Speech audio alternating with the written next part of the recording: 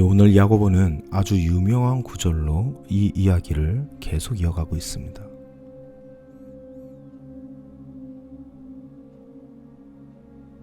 욕심이 잉태하면 죄를 낳고 죄가 자라면 죽음을 낳는다. 이 교회 안에서도 유명한 말이지만 이 세상 안에서도 심심치 않게 듣게 되는 말이기도 합니다. 여러분, 사실 이렇게 유명한 말은요, 유명하다는 그 이유 하나 때문에 사람들이 굳이 해석까지는 하려 하지 않습니다. 워낙에 유명하니까 그냥 있는 대로 받아들이는 경향이 분명히 있다는 것이죠. 대표적으로 누워서 떡 먹기라는 말이 있습니다.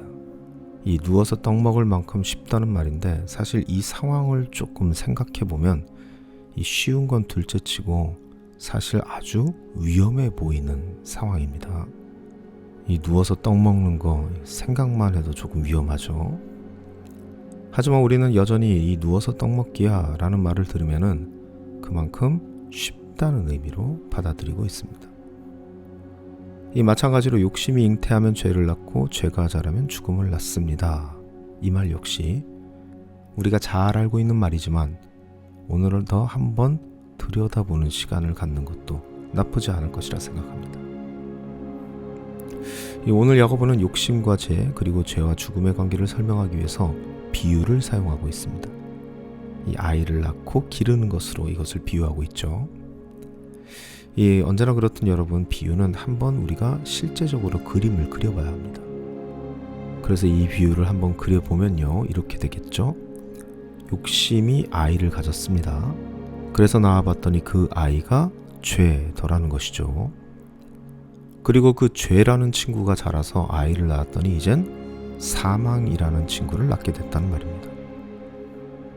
그러므로 이 말을 조금 더 명확하게 이해를 하려면요, 그냥 욕심이 죄를 낳았구나, 또 죄가 사망을 낳네, 이렇게만 생각하지 말고 그 욕심이 죄를 낳기까지 얼마나 많은 정성과 시간을 들였는가를 좀 생각해 보는 것이 조금 더 이 비유의 그림에 가까운 것이리라 생각합니다.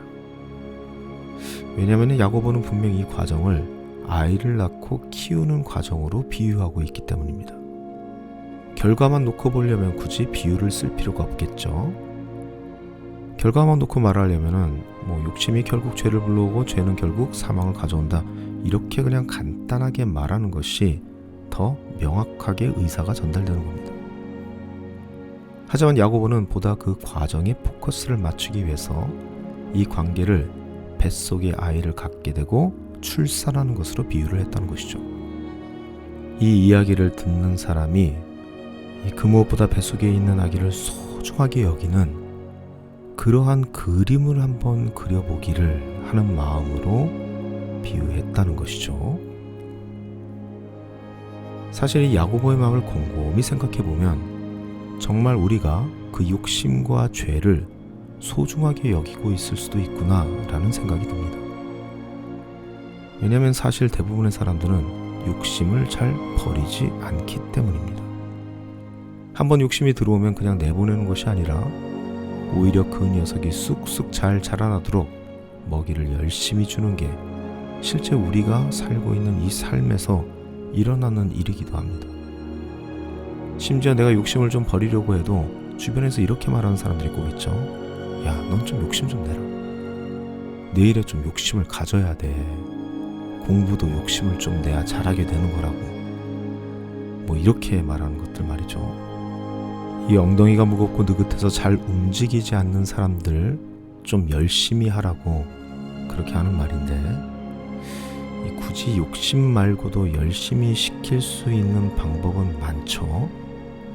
그런데 꼭 욕심을 내라고 말하는 사람들이 있다는 겁니다. 이 죄도 마찬가지입니다.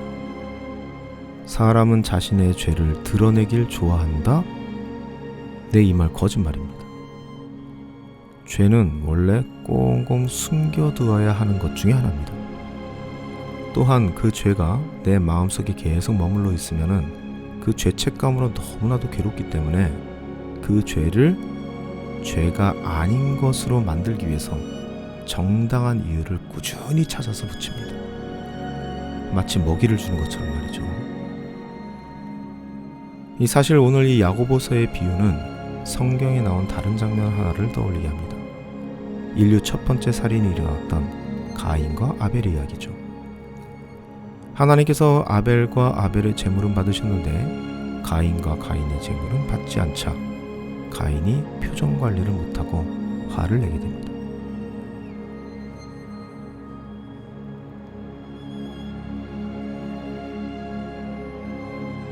그때 하나님께서 가인에게 하신 말씀이 바로 이러한 말씀이죠.